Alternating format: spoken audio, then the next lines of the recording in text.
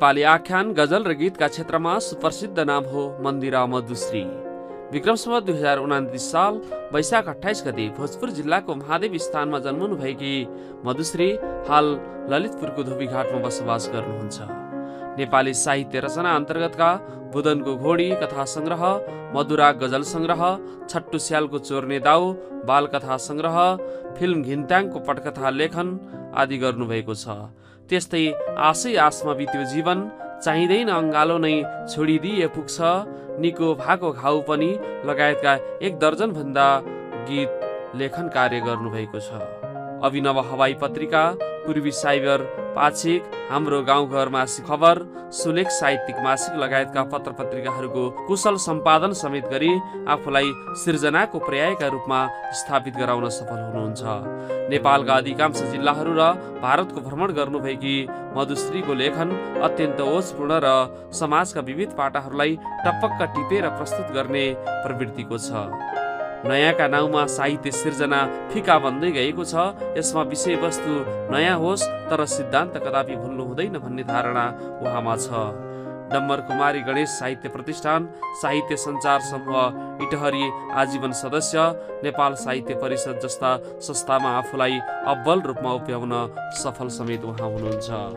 सिर्जना नै आफ्नो धर्म र कर्म हो भनी अहोरात्र नवीन सिर्जनामा समर्पित यस किसिमकी स्रष्टालाई उत्कृष्ट कथा विशेषाङ्क, सडानन्द प्रतिभा पुरस्कार, ओम कार्की स्मृति साहित्य पुरस्कार, कवि डाँडा राष्ट्रिय कथा प्रतियोगिता पुरस्कार जस्ता 2 दर्जन भन्दा बढी पुरस्कार र सम्मान प्रदान गरिएको छ। अत्यन्त सादगी, सरल, मिलनसार र त्यो किसिमको प्रवृत्ति समेत साहित्यमा प्रस्तुत गर्न सफल उहाँको शैली अत्यन्त पृथक किसिमको रहेको पाइन्छ। सृजना रचनाकी धनी यस्तै महान स्रष्टाको लेखन कार्यलाई राष्ट्र निर्माणसँग जोड्न सकौँ भने उहाँको लेखनीमा सदा सरस्वतीको वास होस्। राष्ट्र, राष्ट्रियता, सभ्यता र संस्कारको सङ्गम बागमती टेलिभिजन समादरणीय दर्शकबिन, कार्यक्रम सभ्यतामा स्वागत छ। म माधव भुसाल। नेपाली सभ्यता र संस्कृति अनि साहित्य, विशेषतः नेपाली साहित्यको बसाइमा छौँ आज। साहित्यले नेपाली सभ्यताको जगेर्नामा कस्तो किसिमको योगदान दिएको छ र यहाँ रहनुभएका विविध स्रष्टाहरूसँग हामी कुनै न कुनै अङ्कमा जोडिने गरेका पनि छौँ। र आजको अङ्कमा लामो समयसम्म साहित्यको सृजनामा अनवरत आफूलाई समर्पित गर्नुहुने स्रष्टा मन्दिरा मधुश्री हामी माझ हुनुहुन्छ। उहाँलाई कार्यक्रममा स्वागत गरौँ। नमस्कार, आराम हुनुहुन्छ? हजुर, ठिक छ। यहाँ पछिल्लो समय साहित्य लेखनमा एकदमै सक्रिय एउटा स्रष्टाका रूपमा रहनु भएको छ। विशेषतः सृजनामा पनि यहाँ जुन गजल मुक्तक गीतका क्षेत्रमा बढी चर्चित हुनुहुन्थ्यो, तर पछिल्लो समय त्योभन्दा बढी कथाले चाहिँ यहाँलाई चर्चित बनाउने काम गरेको छ। अनि त्यो विधालाई अलिकति टपक्क छोड्नु भएको हो या दुवैलाई सँगसँगै लिएर अगाडि बढ्नु भएको छ? मेरो लेखनको सुरुवात त कथाबाट नै भएको हो। हजुर। कथा प्रकाशित भएपछि त्यो कथाको उसमा ठेगानामा, कथा मेरो नाम पछिको त्यो ठेगानामा चाहिँ एउटा उसको गजलको किताब मलाई खोज्दै आइपुग्यो। कसैले पठाइदिनु भयो, त्यहाँ मेरो ठेगानामा पठाइदिनु भयो। त्यो पठाइसकेपछि चाहिँ मैले गजल लेख्न थालेको। नभएमा गजल लेख्दिनँ थिएँ। गजलको धेरै नियमहरू हुन्छन्। कविताभन्दा भास्ट विधा भन्छ गजललाई। किन नियम भनेर हामी नियम सूत्र उसको थुप्रो हुन्छ नि त। कविता जति सरल तरिकाले लेख्न सकिन्छ। बहरका कुराहरू, बहर त अहिले पछि आयो। हामीले लेख्न सुरु गर्दा बहरको कुरै थिएन। हामी स्वतन्त्र गजल लेख्थ्यौँ। स्वतन्त्र रूपमा रदिफ काफिया त त्यो त जरुरी नै भइहाल्यो होइन। त्यही रदिफ काफिया तखलुस सामान्य नियम मात्रै थियो हाम्रो पालामा गजल लेख्नका लागि। तर बहरमा अनिवार्य थिएन पनि, हामीले सिकेनौँ पनि। स्वतन्त्र रूपमै लेख्यौँ। तर पछि चाहिँ अब धेर जसो बहरमै लेख्नुपर्छ भन्ने मान्यता आइरहेको छ। अहिले विवाद पनि भइरहेको छ। कसैले बहरलाई मात्रै बढी जोड दिनुभएको छ, कसैले भनेपछि नियममा धेरै बाँधिनु पर्ने भएका कारणले गर्दा यहाँ पछिल्लो समय कथा लेखनतर्फ आकृष्ट हुनुभयो। होइन, त्यो गजल त म लेखिराखेकै थिएँ। तर जति गजलले भन्दा कथाले चाहिँ मेरो चर्चा बढी पायो, उचाइ पायो। गजल भन्दा कथा बढी रुचाइ दिनुभयो। अनि किताब पनि उसको गजलको भन्दा कथा चाहिँ पहिला निस्क्यो, कथा सङ्ग्रह पहिला निस्क्यो। त्यो भएपछि गजललाई चाहिँ अब कथा पढिसकेपछि मान्छेहरूले कथाले जुन उचाइ बोकेको छ, जसरी तपाईँलाई उचाइमा पुर्याउँछ, गजलले चाहिँ अलिक त्यति पुर्याउँदैन सक्दैन। गजलभन्दा कथैमा ध्यान दिनु पनि भन्ने माग भयो, पाठकहरूको माग पनि पाठकहरूको प्रतिक्रिया भयो। भनेपछि मेरो त्यसैले टोटली छोडेको भनेर छोडेकै चाहिँ छैन, यता कता लेख्छु, तर बढी मात्रामा मैले कथालाई नै ध्यान दिइराखेको छु। ठिकै छ, आज हामी कथालाई भन्दा हामी गजललाई हामीले जोड्छौँ हजुरलाई, र गजल मुक्त गीत यहाँका जुन छन् जसमा चाहिँ हजुरले प्रेमिल भावहरू बढी मात्रामा त्यसमा प्रकट गर्नुभएको छ। मैले यो गजल लेख्न सुरु गर्दाको नि एउटा अलिकति रमाइलो पक्ष के छ भने, जतिखेर म गजल लेख्न थालेँ त्यो बेलामा चाहिँ नेपाली साहित्यमा अथवा म बसेको परिवेशमा विराटनगरमा थिएँ, विराटनगरको परिवेशबाट मैले लेख्न थालेको, साहित्य सिर्जना गर्न थालेको त्यही हो। अनि त्यहाँ चाहिँ महिलाहरू चाहिँ एकदमै कम हुनुहुन्थ्यो लेख्नेमा। एक त लेखनमै कम हुनुहुन्थ्यो, त्यहाँमाथि गजल लेख्नेमा त्यो धेरै कम, त्यसमाथि पनि प्रेमिल गजल लेख्ने अथवा प्रेम भावमा कविता अथवा साहित्य सिर्जना गर्ने धेरै कम हुनुहुन्थ्यो। त्यतिखेर के थियो भने प्रेम चाहिँ पुरुषहरूको एकाधिकारको क्षेत्र जस्तो थियो मैले बुझेको चाहिँ। महिलाहरूले प्रेम भावमा लेख्नै नहुने अथवा भनेपछि समाजले उनीहरूले लेखे भने स्वीकार गर्न अलिक सहज थिएन, अलिक असहजै थियो। त्यसपछि महिलाहरूमा पनि एउटा आँट पनि थिएन, उहाँहरूले लेखे पनि लुकी छोपी डायरीमा लुकाएर राख्ने, लेखे पनि उहाँहरूले सुनाउन पनि नसुनाउने, त्यो खालको परिवेश मैले बुझेँ। अनि मैले चाहिँ अब एक प्रकारको चुनौतीकै रूपमा भनौँ, म चाहिँ प्रेमिलमै गजल लेख्छु अथवा शृङ्गारी गजल लेख्छु, प्रेमिल गजल लेख्छु भनेर मैले लेख्न सुरु गरेको। त्यसैले मेरो धेरजसो गजलहरू प्रेमिल भावमै छन्, प्रेमिल छन्, प्रेम भावमै छन्, शृङ्गारिक नै छन्। त्यसो भए पहिला प्रारम्भमै यहाँको प्रेमिल गजलबाट कार्यक्रमलाई अझै अगाडि बढाउँदाखेरि उपयुक्त होला। मेरो यो मधुराग भन्ने गजल सङ्ग्रह निकालेको छु हजुर, म यही गजल सङ्ग्रहबाट सुनाउँदैछु 10 नम्बरको गजल। हजुर, प्रेम भावमै छ। हुन्छ, वाचन गरिदिनु न। यता दुख्दा उता आँसु झरे पो त माया, यता दुख्दा उता आँसु झरे पो त माया, एक अर्काको यादमा जल्दै मरे पो त माया, यता दुख्दा उता आँसु झरे पो त माया। कोल्टे फिर्दै बितोस रात सम्झनामा उनकै, कोल्टे फिर्दै बितोस रात सम्झनामा उनकै, भोक निन्द्रा उतै बसाइ सरे पो त माया, यता दुख्दा उता आँसु झरे पो त माया, एक अर्काको यादमा जल्दै मरे पो त माया। जानी जानी कहिले घुर्की कहिले आनाकानी, जानी जानी कहिले घुर्की कहिले आनाकानी, जानी जानी कहिले घुर्की कहिले आनाकानी, कटाक्षमा कहिले आँखा तरे पो त माया, यता दुख्दा उता आँसु झरे पो त माया, एक अर्काको यादमा जल्दै मरे पो त माया। मायाकै रङ्ग बोलोस् सपनाको इन्द्रेणीमा, मायाकै रङ्ग बोलोस् सपनीको इन्द्रेणीमा, मायाकै रङ्ग बोलोस् सपनाको इन्द्रेणीमा, बाडुल्कीमा उनकै घुटुक भरे पो त माया, यता दुख्दा उता आँसु झरे पो त माया, एक अर्काको यादमा जल्दै मरे पो त माया। यहाँका छचल्केर छता छुल्ल थोप्ला भई खस्ता मुटु, छचल्केर छता छुल्ल थोप्लो भई खस्दा मुटु, छचल्केर छता छुल्ल थोपा भई खस्दा मुटु, तप्प उनकै अन्जुलीमा परे पो त माया, यता दुख्दा उता आँसु झरे पो त माया, एक अर्काको यादमा जल्दै मरे पो त माया, छचल्केर छता छुल्ल थोपा भई खस्दा मुटु, तप्प उनकै अन्जुलीमा परे पो त माया। यहाँ एकदमै श्रृङ्गारिक भावमा चाहिँ डुब्नु हुँदो रहेछ। यसमा पनि यहाँले सम्भोग श्रृङ्गार भन्दा पनि अलिकति विप्रलम्ब श्रृङ्गारलाई अलिकति आधार बनाउनु भयो, अथवा वियोगमा चाहिँ मायाको अर्थ हुन्छ भन्ने एउटा आशय पनि भयो, अथवा यता मन दुख्दा उता पनि त्यो किसिमको आशय भइदियो भने मात्रै त्यहाँनिर मायाको भाव हुन्छ। विप्लवमा भन्दा नि यो त काल्पनिक मात्रै जस्तो पनि भइरहेछ। तर माया अहिले कस्तो सस्तो पाराले गर्छन् कि मायाको परिभाषै मान्छेले बुझ्दैनन् कि जस्तो लाग्छ मलाई। हजुर, त्यो गहिराईमा पुगेर माया गर्न सक्दैन। सामान्यतया यो एउटा व्यक्तिले अर्को व्यक्तिलाई गर्ने माया मात्रै नभएर यहाँको केही भाव चाहिँ, जस्तै विदेशमा रहेको व्यक्तिले आफ्नो राष्ट्रप्रति गरिएको हरेकलाई गरेको हुन्छ। माया भनेको माया नै हुन्छ, तर त्यो वर्ग छुट्टिन्छ। अब कसलाई गरेको माया, राष्ट्रप्रेमलाई राष्ट्रलाई गरेको माया हो कि परिवारलाई गरेको माया हो कि अब बाबाआमालाई गरेको माया हो कि अथवा प्रेमीलाई गरेको माया हो कि अथवा साथीलाई मात्रै पनि माया गर्न सकिन्छ। मायाको प्रकार धेरै हुन्छन्।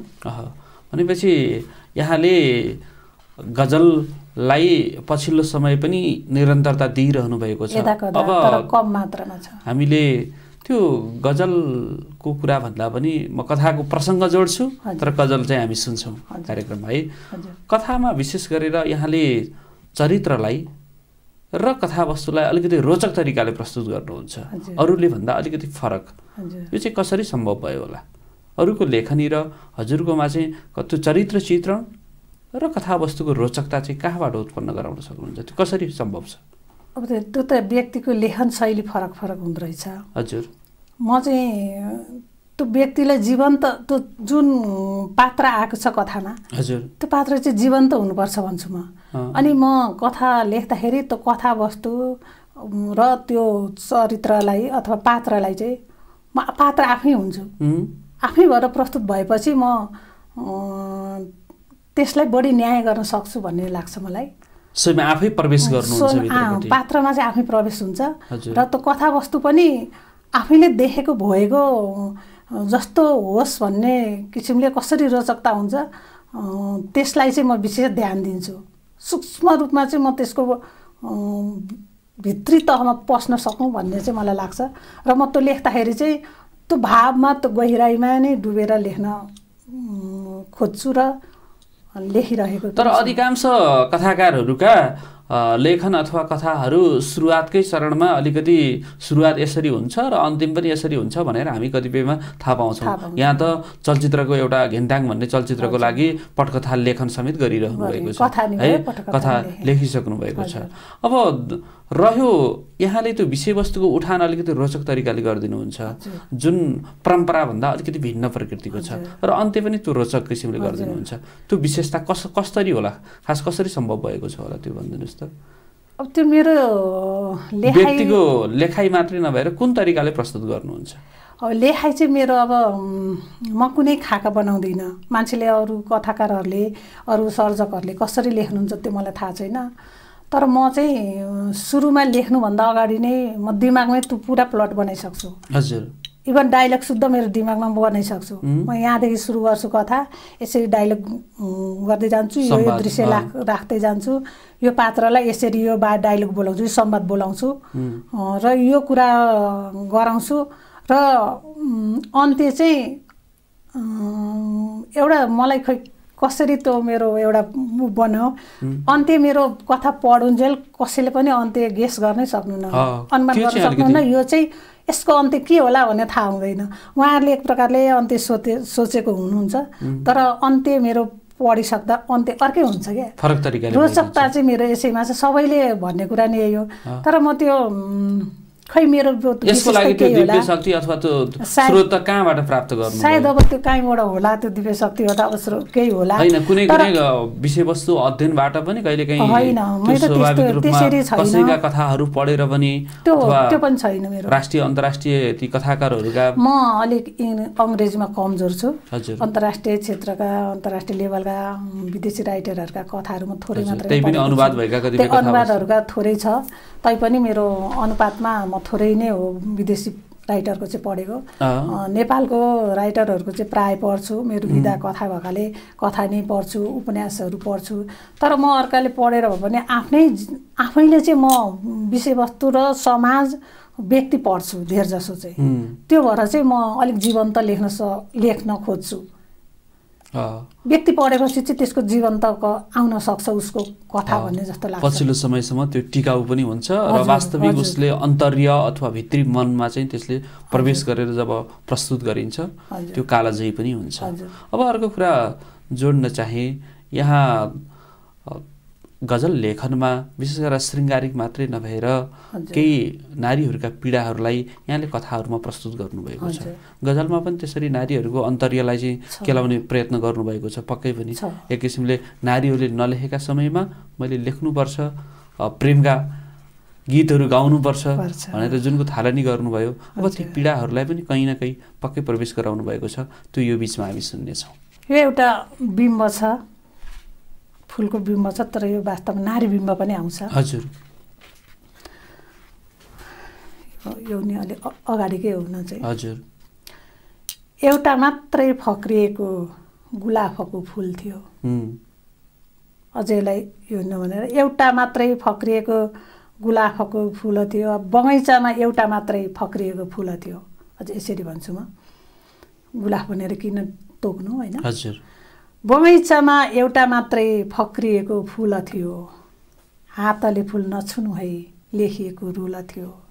बगैँचामा एउटा मात्रै फक्रिएको फुल थियो, हातले फुल नछुनु है लेखिएको रुल थियो। स्पर्शको सम्झौतामा घात हुन्थ्यो सबैबाट, स्पर्शको सम्झौतामा घात हुन्थ्यो सबैबाट। चारैतिर फुल टोक्ने झुसिलेको हुल थियो, बगैँचामा एउटा मात्रै फक्रिएको फुल थियो, हातले फुल नछुनु है लेखिएको तुल थियो। फुलको जवानी नै तारो भयो, तारो पापी नजरको। फुलको जवानी नै तारो भयो, पापी नजरको। बेमौसममा फुलाउनु प्रकृतिको भूल थियो, बेमौसममा फुलाउनु प्रकृतिको भूल थियो। काँडा बिच पीडा लुकाई मुस्काएथ्यो बलैसँग, काँडा बिच पीडा लुकाई मुस्काएथ्यो बलैसँग। काँडा बिच पीडा लुकाई मुस्काएथ्यो बलैसँग। मुक्त हाँसो हाँस्न कठै मौसम प्रतिकूल थियो। काँडा बिच पीडा लुकाई मुस्काएथ्यो बलैसँग। मुक्त हाँसो हाँस्न कठै मौसम प्रतिकूल थियो। चुर्लुम्म थियो मधुकर सुगन्धित परागमा, चुर्लुम्म थियो मधुकर सुगन्धित परागमा।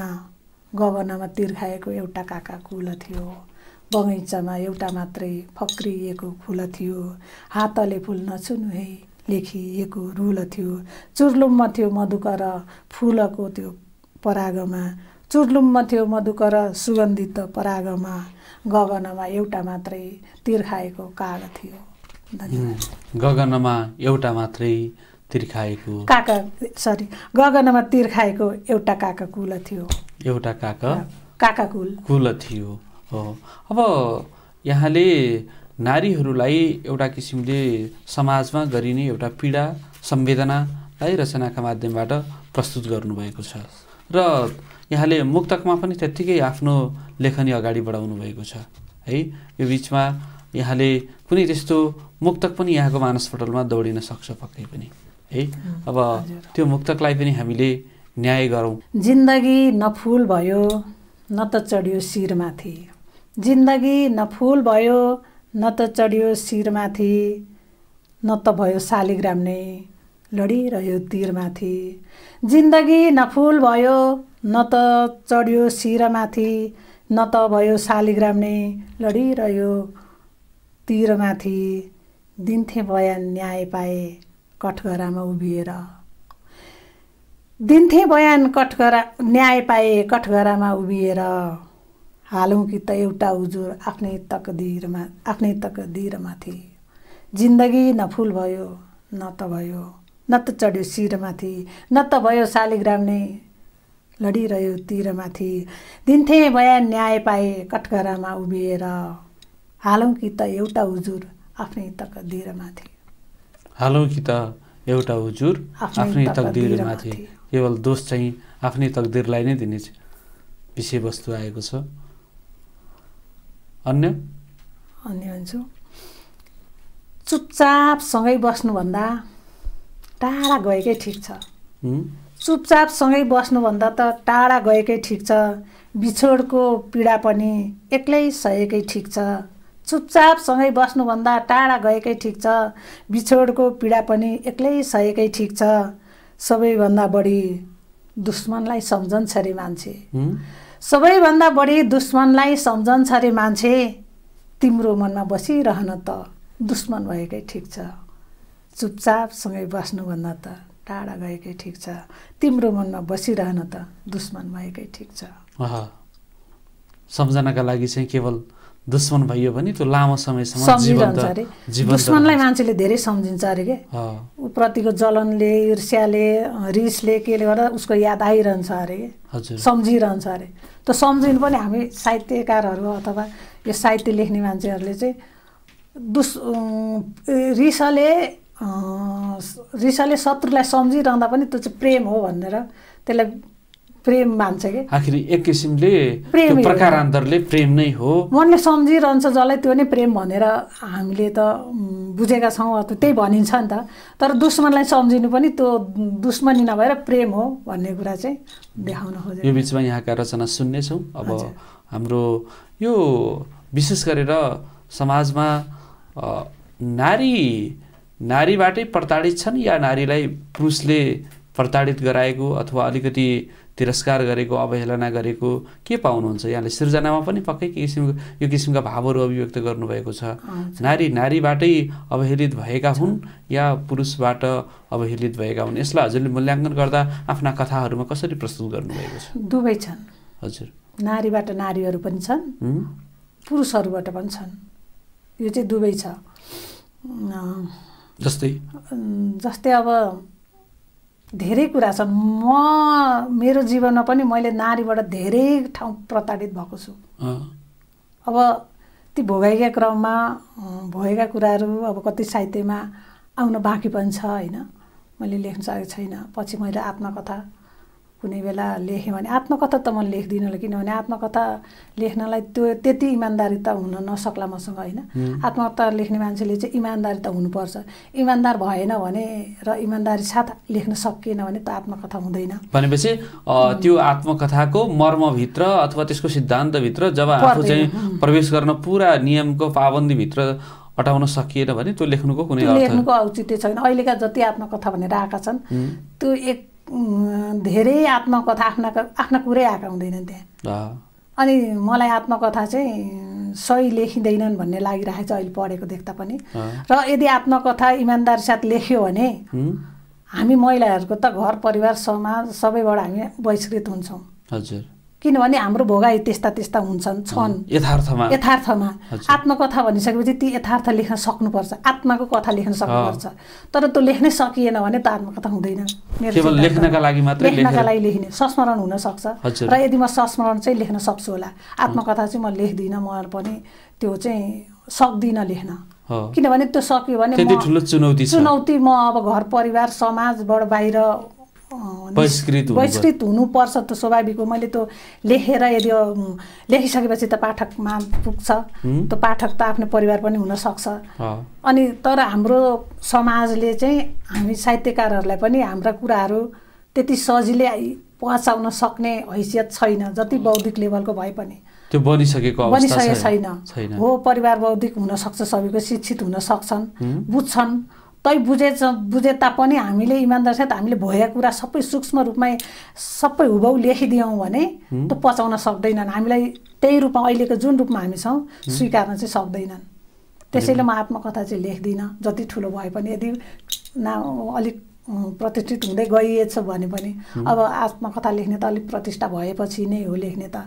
तर म चाहिँ आत्मकथा लेख्दिनँ। संस्मरण चाहिँ बाल्यकालदेखिको भोगाएका संस्मरणहरू चाहिँ लेख्छु भन्ने मैले यात्रात्मक अथवा यात्रा संस्मरण अथवा त्यो पनि होइन, अनुभवन्यास भनेर। हजुर, अनुभवन्यास भनेर उपन्यास जस्तै अथवा अनुभवका कुरा मात्रै, भोगाइका कुरा मात्रै, त्यो त आत्मकथा भनेर भनिएको हुँदैन। र त्यसमा चाहिँ ती कुनै लेखिनु पर्ने कुराहरू पनि नलेख्दा पनि हुन्छ, किनभने त्यो आत्मकथा होइन।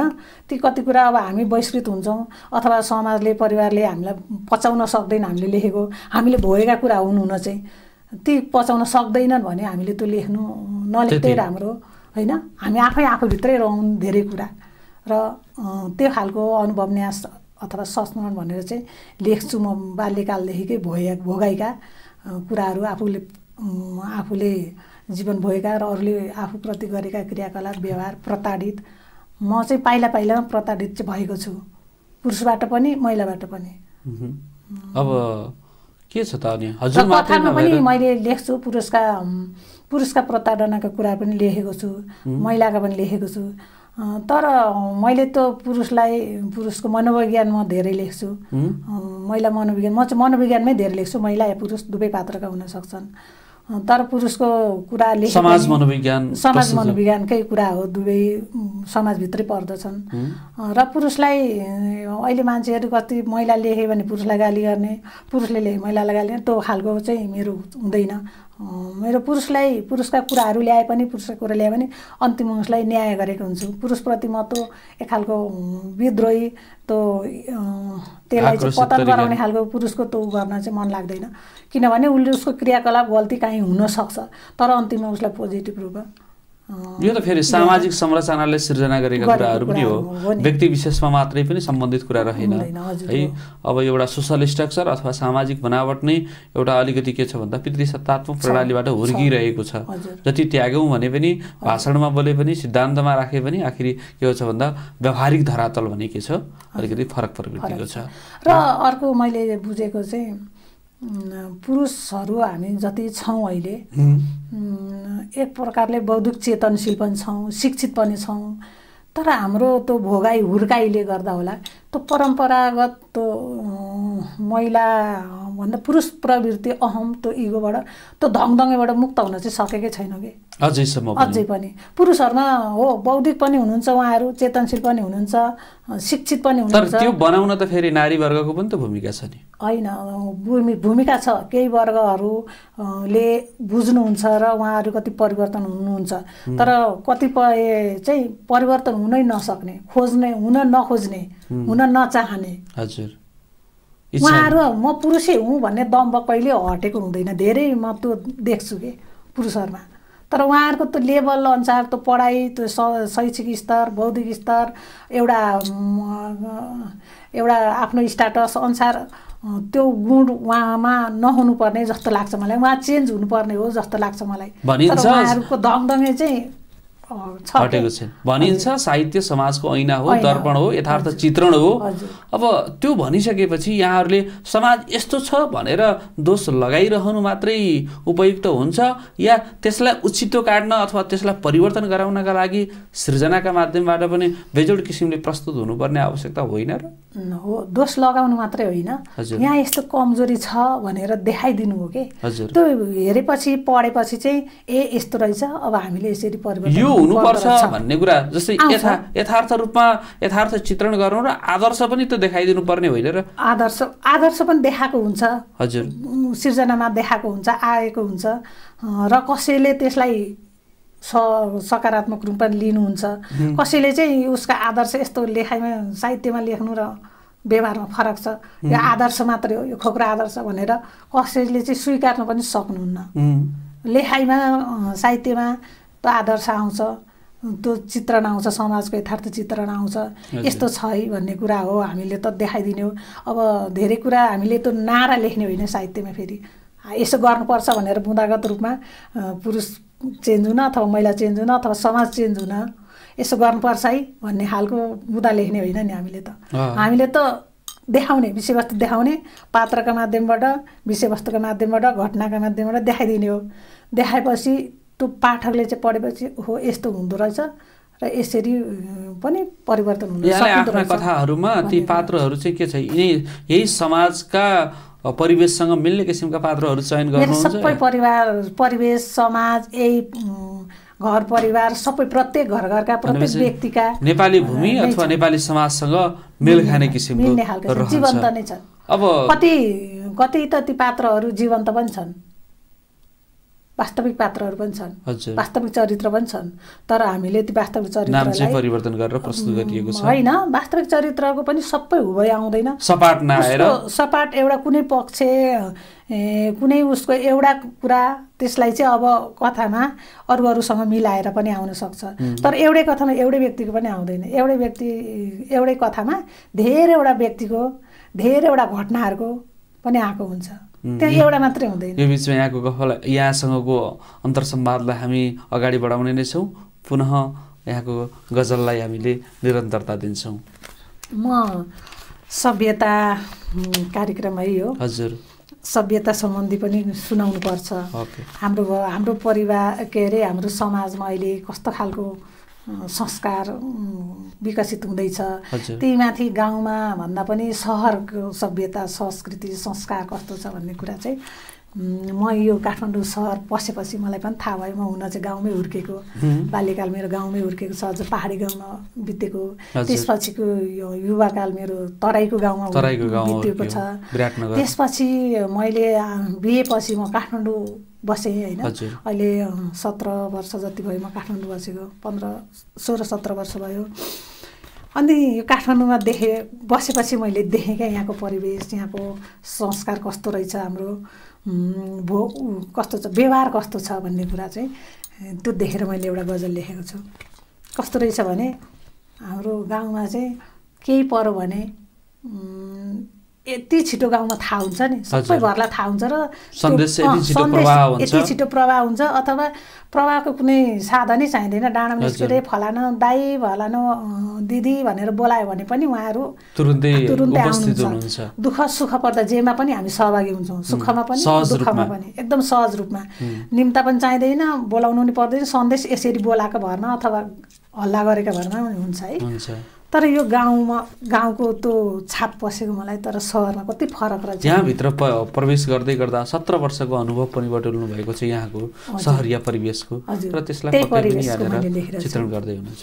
यहाँ चाहिँ एउटै घरहरू यति बाक्ला हुन्छन् नि, एउटा बाइक छिर्ने कति ठाउँ त बाइक छिर्ने बाटो बाहेक आफूमा सबै थोक छ साधन भएर पनि उपभोग गर्न पाउँदैन, किनभने बाटोले गर्दा। किनभने त्यो बाटो एकअर्काले छोड्न नि नचाहने, यति जग्गा छोड्न नचाहने, त्यो के मोह हो एक प्रकारको होइन।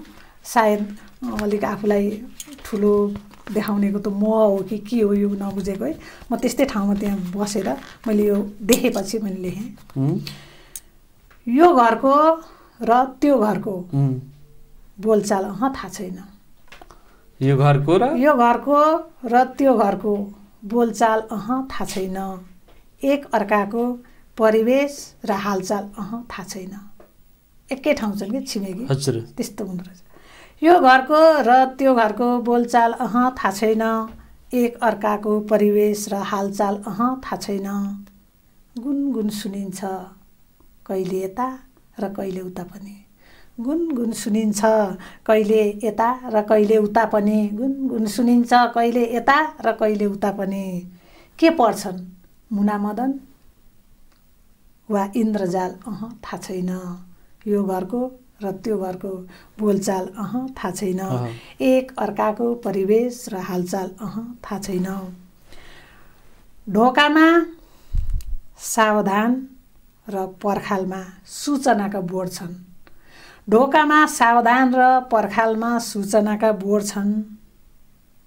ऊ मनको दरिद्र हो कि यो मालामाल थाहा छैन। यो घरको र त्यो घरको बोलचाल थाहा छैन। एक अर्काको परिवेश र हालचाल थाहा छैन। जोडिएको छ करेसो, जोडिएको छ करेसो, बलेसी तप्कन्छ एकै ठाउँ। जोडिएको छ करेसो, बलेसी तप्कन्छ एकै ठाउँ। यो सम्पत्तिवाल हो कि ऊ कंगाल थाहा छैन। यो सम्पत्ति हो, यो सम्पत्तिवाल हो कि ऊ कंगाल हो थाहा छैन। यो घरको र त्यो घरको बोलचाल थाहा छैन। एक अर्काको परिवेश र हालचाल थाहा छैन। न प्रेम न चासो न कुनै सरोकार नै छ छिमेकीको। न प्रेम न चासो न कुनै सरोकार नै छ छिमेकीको। न प्रेम न चासो न कुनै सरोकार नै छ छिमेकीको। कहाँबाट किने यिनीहरूले यो अनिकाल थाहा छैन। यो घरको र त्यो घरको बोलचाल थाहा छैन। एक अर्काको परिवेश र हालचाल थाहा छैन। कहाँबाट किने यो अनिकाल थाहा छैन। कहाँबाट किने यो अनिकाल थाहा छैन भनेपछि आर्थिक रूपमा सम्पन्न होलान् तर मानसिक रूपमा विपन्न भए। एकदमै के भयो भने यो त मेरो एकदमै आफ्नो जीवनसँग पनि मेल खायो या यहाँको परिदृश्यले यहाँलाई प्रभाव पार्यो? एकदम मेरो भोगाइले नै हो। म काठमाडौँमा अहिले 17-18 वर्ष बसे पनि म कोठामै बसिरहेको छु। कोठा सर्ने क्रममा हामी त आफूलाई सहज हुने ठाउँमा सर्छौँ है। सर्दाखेरि म एक ठाउँ सरेको ठाउँमा अहिले म जहाँ बस्छु त्यहीँको कुरा गर्नु, त्यहीँको अगाडिपट्टि चाहिँ हामीभन्दा अब आफूलाई सम्पन्न ठान्ने अहिले यहाँ राणाहरूको खलक भनेपछि एउटा सम्पन्न हो नि, काठमाडौँको राणा भनेपछि उहाँको घर रहेछ। अनि त्यो घरमा म जाने बित्तिकै मेरो सानो बच्चा र त्यो घरको बच्चा उस्तै रहेछन्। बच्चाहरूको माथिबाट कुरा हुन थाल्यो। त्यो कुरा हुँदै त्यो बच्चाको आमाले त्यो बच्चालाई चाहिँ कुर्तै तानेर भित्र लगाउनु भयो कि मैले त्यो दृश्य देखिरहेँ। अनि कस्तो अचम्म लागेको। बच्चा पनि उनीहरू बोल्नु हुने। हामी चाहिँ बाहिर बस्ने मान्छेहरू, कोठा बस्ने मान्छेहरूको चाहिँ कुनै इज्जत पनि हुँदैन। यिनीहरू खाना नपाउने, यिनीहरू तल्लो लेभलका खातेहरू नै हुन् जस्तो खालको व्यवहार गर्ने परम्परा धेरै काठमाडौँको घरबेटीहरूमा हुन्छ। त्यो मैले भोगेको छु। त्यो सबैमा त त्यस्तो हुँदैन होला। सबैमा हुँदैन, केही भने नि केहीमा चाहिँ त्यो धङधङै त्यो मानसिकता के हो। बाहिरका मान्छे पनि हाम्रो ठाउँमा त हामी पनि उहाँहरू जत्तिकै होला नि त। सँगसँगै घर बोकेर हिँड्ने कुरा हुँदैन। घर सबै ठाउँ हुँदैन पनि, ठाउँ हुन्छ। अनि पछि फेरि हामी चाहिँ कोठामा बस्ने मान्छेहरू पनि कस्तो हुँदो रहेछ भने एउटै फ्ल्याटमा 3 फ्ल्याट 4 फ्ल्याटमा बसेको हुन्छौँ नि। न कोठाको मतलब छ, न बोलचाल छ, न तल्लो फ्ल्याटदेखि तल्लो बिच अर्को फ्ल्याटसँगको बोलचाल छ। सहरिया परिवेशलाई हामीले परिवर्तन गर्न सकेनौँ। त्यहाँनिर मानवीयता देखा पर्न सकेन। होइन, हामी बोल्न खोज्दा हामीले त्यो खालको गाउँलेपन अथवा हामीले गाउँले भोगेको त्यो छिमेकीपन, आत्मीयतापन ल्याउन खोज्दा पनि उहाँहरूले अर्कै दृष्टिले हेर्नुहुँदो रहेछ क्या। किन यिनीहरू यस्तरी भए? म त्यही घरमा पछि के भयो भने भाडा बस्नुहुन्थ्यो अर्को एकजना महिला। अनि हामी त 2 जना भाडा बस्ने। हामी मिल्यौँ, गफ गऱ्यौँ, बोल्यौँ। उहाँ मेरो घरमा आउनुभयो, मेरो कोठामा आउनुभयो, म उहाँको कोठामा गएँ। उहाँको कोठामा जाँदा उहाँहरूको क्वेसन धेरै भएछ उहाँलाई। कहिले चिनेको, कहाँ चिनेको, किन आएको त्यो महिला, त्यहाँ किन आउनुभएको, के गर्न आएको, चिनेको हो र आएको, यसरी क्वेसन आयो भनेपछि उहाँहरू सम्पर्क सम्बन्ध चाहनु हुँदो रहेछ। काठमाडौँका धेरै अधिकांश मान्छेहरू चाहिँ बाहिर मान्छेसँग सम्बन्ध, सम्पर्क, आत्मीयता चाहँदैनन्। हामी चाहिँ गाउँले परिवेशमा हुर्केको हुनाले त्यही खालको आत्मीयता, सामाजिक सम्बन्धलाई अझ बलियो बनाऊ, प्रगाढ हौँ, जहाँ जसरी रहेका छौँ त्यो नै आफ्नो घर हो भन्ने एउटा मानसिकता राख्छौँ। आखिरी घर जसको जहाँ पनि हुन सक्छ, भौगोलिक रूपमा चाहे पूर्व होस् चाहे पश्चिम होस्, जहाँसुकै रहे तापनि आखिरी हामी नेपाली हौँ, हो कि होइन? र त्यो मानवीयता चाहिँ हुन नसक्नु एउटा दुर्भाग्यको कुरा हो। पक्कै पनि यो परिदृश्यलाई यहाँले यो गजलमा प्रस्तुत गर्नुभयो। त्यसै गरेर यहाँले पक्कै कथाहरूमा पनि कहीँ न कहीँ त्यो कुराहरू प्रविष्ट गराउनु भएको छ। एउटा कथै मैले लेख्दैछु, त्यो कथा चाहिँ यस्तै यही परिवेशको भनौँ न। हजुर, पक्कै पनि अब त्यो परिवेशले धेरैको मन जित्नेछ, किनकि त्यो समाजको यथार्थ चित्रण हो र आफूले भोगेको पीडा हो।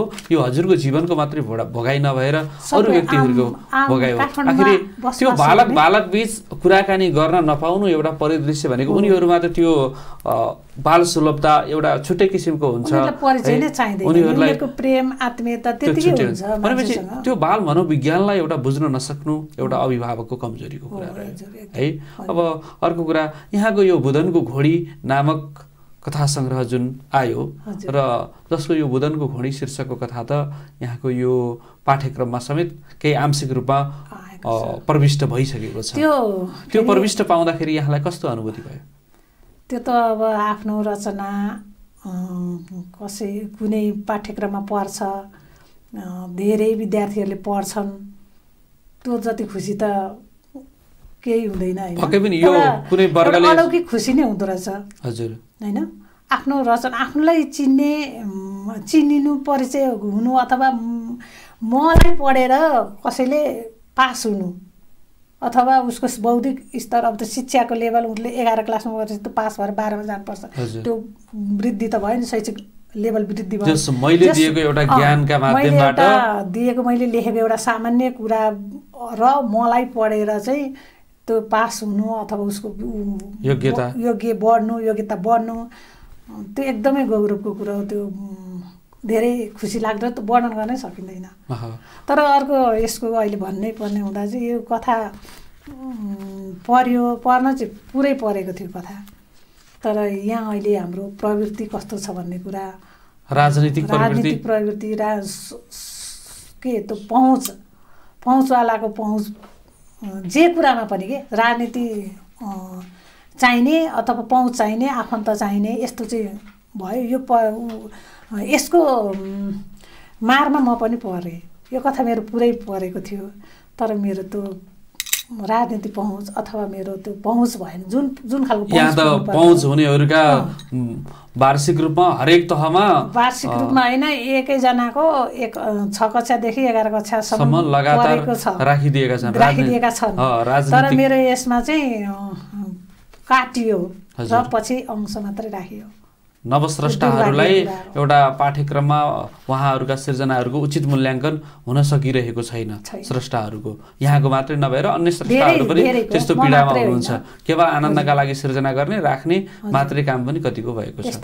हामी कार्यक्रमको अन्तमा पनि छौँ र जाँदै हामीले चाहिँ यो नेपाली सभ्यतालाई चाहिँ कसरी लिन सकिन्छ, अथवा नेपाली सभ्यता भनेको केमा हुन्छ होला? हाम्रो नेपाली सभ्यता भनेको त आफ्नो पहिचानमै हुन्छ। हामीले आफ्नो संस्कृति र सभ्यतालाई, संस्कृतिबाट नै सभ्यता भन्छ नि, संस्कृति जोगाउन सक्यौँ, आफ्नोपन राख्न सक्यौँ भने नै सभ्यता त पछिसम्म रहने हो। अहिले हामीले चाहिँ खालि विदेशी उन्मुख भइरहेछौँ है। छोराछोरीलाई पनि बाहिर पठाउन पाए, बाहिर पढाउन पाए राम्रो पर्छन्, र विदेश पढेका चाहिँ एकदमै अब्बल हुन् भन्ने मानसिकतामा छौँ। र यहीँको शिक्षा, यहीँको माटो सुहाउँदो, यहीँको अझ वैज्ञानिक अथवा हाम्रो पारम्परिक शिक्षा, हाम्रो प्राविधिक शिक्षा कमै दिइराखेका छौँ। हामीले माटो चिनाउन सकेको छैनौँ हाम्रो सन्तानलाई हैन। शिक्षा स्कुलहरूले पनि अङ्ग्रेजी बोलियो भने एकदम खुसी हुने, नेपाली बोल्दा पनिसमेन्टै गर्ने खालको पनि छ, स्कुलहरूमा छ। त्यो गलत हो नि त। हाम्रो नेपालीपन कहाँ रहन्छ त? नेपालीपन नै भएन भने सभ्यता संस्कृति त कहाँ रहन्छ र? हाम्रो स्कुल लेभलदेखि नै हाम्रो चाहिँ त्यो बच्चालाई नेपालीपनको संस्कार दिन सकिरहेका छैनौँ, यहाँको बनाइरहे। हस्, आफ्नो व्यस्त समयका बावजुद पनि कार्यक्रममा उपस्थित भइदिनु भयो, यसका लागि यहाँलाई धन्यवाद दिन चाहन्छु। र यहाँको सृजना शक्ति अझै प्रस्फुटन भएर जाओस्, निखारिँदै र तिखारिँदै जाओस्, र नवपाठकहरूले यहाँका सृजनाहरू छिट्टै अझ प्राप्त गरून्। हाम्रो बागमती टेलिभिजन र सभ्यता कार्यक्रमको तर्फबाट यहाँलाई शुभकामना। धन्यवाद। मलाई पनि यसरी समय दिएर आफ्ना केही कुराहरू, आफ्ना सृजनाहरू दर्शकको माझ पुर्याइदिने अवसर दिनुभयो, यसका लागि म पनि हार्दिक आभार व्यक्त गर्दछु। अब एउटा भन्नै पर्ने एउटा विज्ञापन जस्तो गर्छु। मेरो कथामा लेखिएको र मैले नै पटकथा लेखेको चाहिँ फिल्म बनेको छ, चलचित्र बनेको छ, घिन्ताङ। अब यो चाहिँ चाँडै आउँदैछ, अहिले एडिटिङ हुँदैछ, सुटिङहरू सबै सकिसकेको छ। अब यसबाट पनि मेरो अलिकति परिचय भिन्दै हुनेछ, र पाठकहरू, दर्शकहरू सबैले चाहिँ मलाई माया गर्दै जानुहुनेछ, सुझाव दिनुहुनेछ मैले के कस्ता गर्नुपर्नेछ भन्ने कुरा। र यसबाट चाहिँ म आफ्नो कमी कमजोरीलाई पनि कम गर्न सक्छु, र म अझ निखारिएर अझै राम्रो लेख्न सक्छु भन्ने मैले आशा लिएको छु। हस्, धन्यवाद।